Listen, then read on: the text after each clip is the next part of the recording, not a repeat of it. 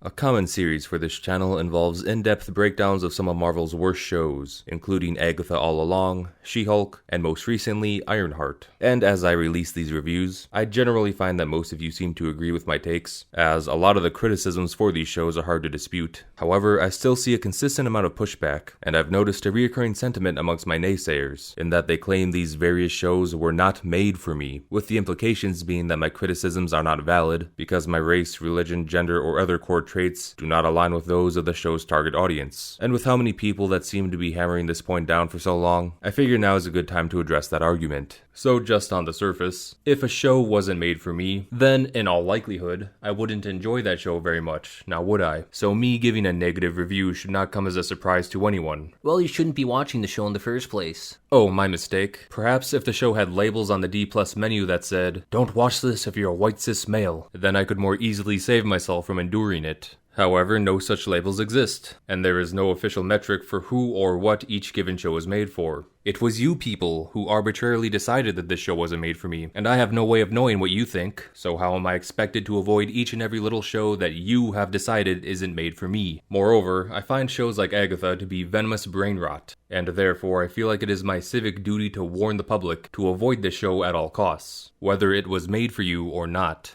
If the "it wasn't made for you" argument was truly a valid one, then the inverse should also be true, correct? So what show would be made for me? Well, I'm a straight white Catholic male, so that would line up pretty well with Daredevil. So that means he was made for me and not you, so you can't watch it, right? Nah, that doesn't quite fit, does it? Because I'm willing to bet a whole bunch of you enjoy the Daredevil show, in spite of having a different background from this character. Not to mention, I personally was not fond of Born Again, despite that apparently being a show made for me. So what gives? How does Daredevil differ from Agatha, and why doesn't this work as a one-to-one comparison? In Daredevil's case, the character is Catholic, yes, but it doesn't cater itself exclusively to that audience demographic. The show is packed full of likable characters who hold differing backgrounds. And even the ones who are Catholic are still shown to be flawed, imperfect people, who have a lot more going on in their lives beyond just their faith. This story isn't a propaganda piece in favor of Catholicism, but rather it uses Catholicism as a template for which to build Matt Murdock's moral foundation, and is used in the story as a guide for how he conducts himself as a superhero in both his actions and his appearance. Any reference to Catholicism that is present in the show is used in service of the story and the characters in it,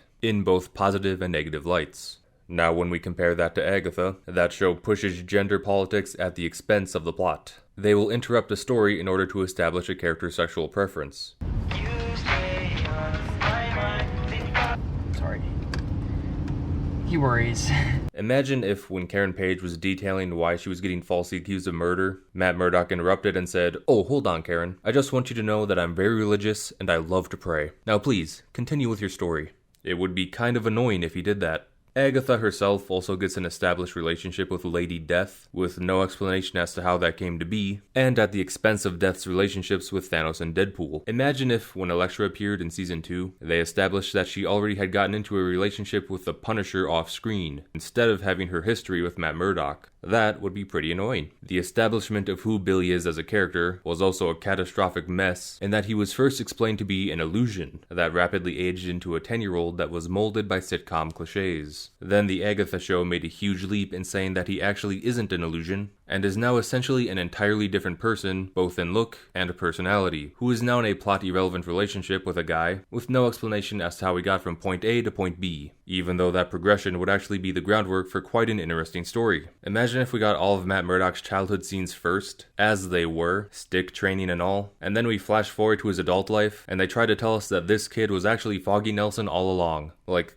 that simply does not work. These are two entirely different characters with no connective tissue. To make the point clearer, you could remove all the LGBT topics from the story, and the problems from before would still be problems. This is evidenced further when you realize that, even though I might not agree with it, it is still possible to make a genuinely good LGBT story, without it having to suffer from the same problems that Agatha does. Take Game of Thrones, for example. Oberyn Martell is displayed as someone who would sleep with anything on two legs. Yet this isn't done for cheap social political brownie points. No, it actually has a bearing on the story, as it paints the picture of Oberyn's character as being someone who exists outside of the status quo, and who is someone who is not afraid to disrupt social norms or disrespect authority. Building his character up in this way makes it clearer as to why someone like him would fight in a trial by combat against the leadership of King's Landing. We also have Loras Tyrell, whose worst kept secret was that he was gay. This is an ongoing point of contention in the story, where arranged marriages are essential for houses to increase their power, and it is a major contributor to his family's downfall when religious extremism goes on the rise. So while I'm personally not in favor of these characters' lifestyles, given my own background, I can still understand and empathize with their stories and their struggles, and I will agree that they are interesting and well-written characters, whose sexual preferences are woven into the story quite nicely. Someone with a background like my own can enjoy watching them on screen, just as a non-Catholic can enjoy Daredevil. All this to say that shows like Agatha All Along weren't enjoyable simply because they weren't made for me. No, they are not enjoyable because they are terrible shows that tell terrible stories, in deeply boring and flawed ways. Dismissing criticism towards them on the grounds that they weren't made for me is just ignoring the problems at hand and living in ignorance. If Daredevil's writing beat the audience over the head with Catholic rhetoric as much as Agatha does with LGBT themes, then these same naysayers would be absolutely livid and would give this show scathing reviews, and rightfully so. Simply liking a show because it does the bare minimum to appeal to your background traits is to live like a sheep that eats whatever food is placed in front of it, with no deeper thought beyond the surface level. No, we should all collectively expect better from the people making these shows, and raise our standard for entertainment, because the best way for people to understand your background through this medium is to tell a legitimately good story about it. I would say more proper examples of movies that weren't made for me would fall more in line with the Spider-Verse films, in the sense that I think these are genuinely well-made, high-quality movies that simply don't speak to my interests and don't touch on what I normally enjoy with Spider-Man stories, but films that fall into this category are for me to decide for myself with my own personal tastes. They aren't decided for me by strangers on the internet. If a studio releases a show, movie, or whatever else to the public, then anyone in the public sphere has a right to an opinion on it. So that "it wasn't made for you" argument is still not a valid one. Even if the argument was legitimate though, think about it this way. Iron Man was made for everyone. We can all watch it, we can all enjoy it together. Ironheart was not. The Incredible Hulk was made for everyone. She-Hulk was not. Daredevil was made for everyone. Agatha All Along was not. Putting it this way makes it easy to see why the former stories succeeded and the latter ones failed. This video was made for you, so you should like it and subscribe.